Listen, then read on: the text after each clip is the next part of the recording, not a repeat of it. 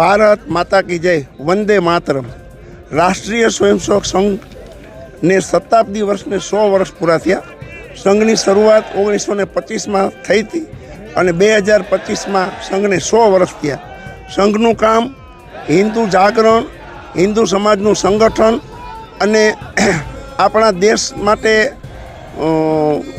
એક જુસ્સાદાર કાર્યકર્તાઓ તૈયાર કરવાનું કામ છે.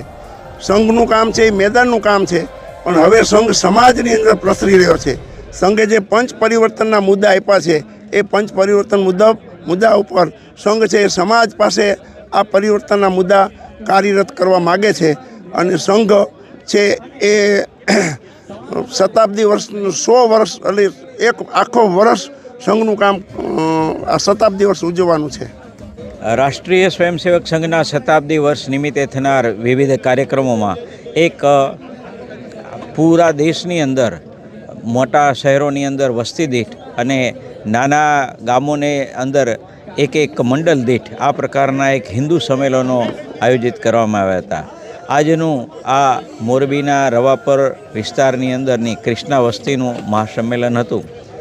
ખૂબ મોટી સંખ્યાની અંદર આ વિસ્તારના બધા હિન્દુ પ્રજાજનો એકત્ર થયા હતા.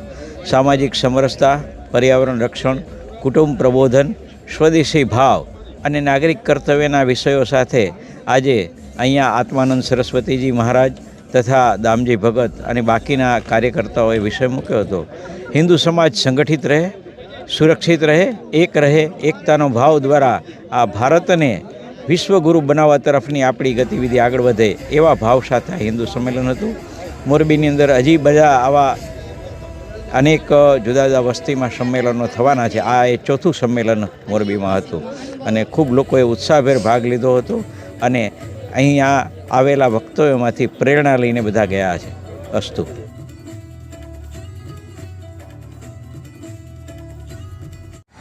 અસ્તુ. જય હિન્દ, જય ભારત.